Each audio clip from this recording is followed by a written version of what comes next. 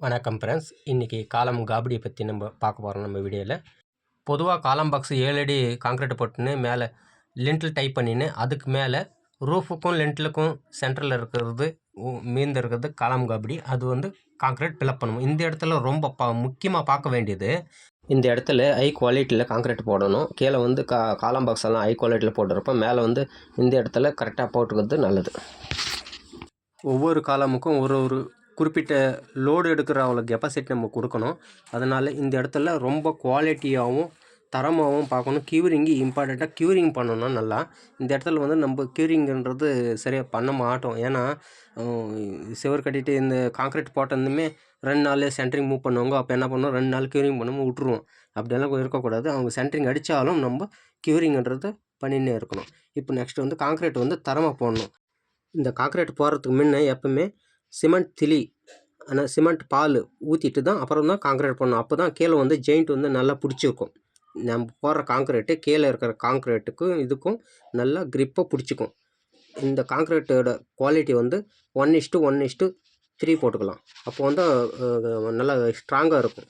ஏன்னா க்யூரிங் கொஞ்சம் எச்சு கம்மி இருந்தாலும் இது நல்லா ஸ்ட்ராங்காக இருக்கும். டோட்டல் லோடு விடுறதுனால இது மெயின் இம்பார்ட்டண்ட். இல்லை இது கொஞ்சம் மிஸ் ஆச்சு ஆனாக்கா நாளைக்கு எதனா கிராக் வந்துச்சு, சிங்கேஜ் ஆச்சுனாக்கா நம்ம உடச்சிட்டு போடுறதுக்கு முடியாது. செஞ்ச வேலையெல்லாம் போட்ட காசெல்லாம் மொத்தமே வேஸ்ட் ஆகிடும். காங்க்ரீட் போடும்போது எல்லா பக்கமும் நல்லா கூரிக்கணும். கொஞ்சம் கூட கேப் இருக்கக்கூடாது. உழுக்குன்றது வரவே கூடாது. சுத்தமாகவே ஜெல்லி வந்து கொஞ்சம் அதிகமாகவே இருக்கணும். ஜெல்லி கம்மி பண்ணக்கூடாது, கொஞ்சம் அதிகமாக இருக்கணும்.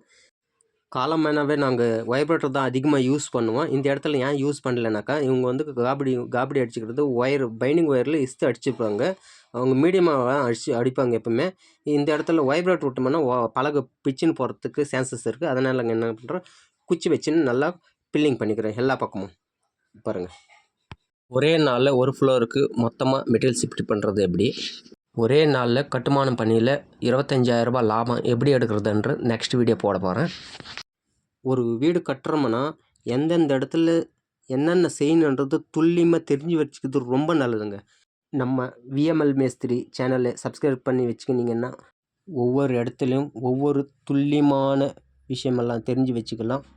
ஏதாவது ஒரு இடத்துல ஒரு மிஸ்டேக் பண்ணியிருந்தாக்கா அது வாழ்நாள் முழுவதும் தலைவலியாக தான் நிற்கும். அது எப்போ பார்த்தாலும் அது ஆல்ட்ரேஷன் பண்ணுறது, உடச்சி போடுறது, அது சரி பண்ணுறது, என்ன இப்படி ஆகிடுச்சி, அந்த சில்லற வேலைக்கு யாரும் வரமாட்டேன்றாங்க. இந்த மாதிரி ப்ராப்ளம்ஸ் எல்லாம் அதிகமாக இருக்குது. இப்போ போட்டுட்டு இருக்கிற காங்க்ரீட்டு பை மிஸ் கொஞ்சம் ஜெல்லியோ இல்லை சிமெண்ட்டோ இல்லை எம்சாண்டோ வித்தியாசமாகி 2-3 ஃப்ளோரு மேலே கட்டன் பண்ணிக்கு அந்த இடத்துல கிராக்கு இல்லை ஸ்ட்ரென்த்து கம்மியாச்சு கிராக் வந்துச்சுன்னா அதை சரி செய்ய முடியுமா?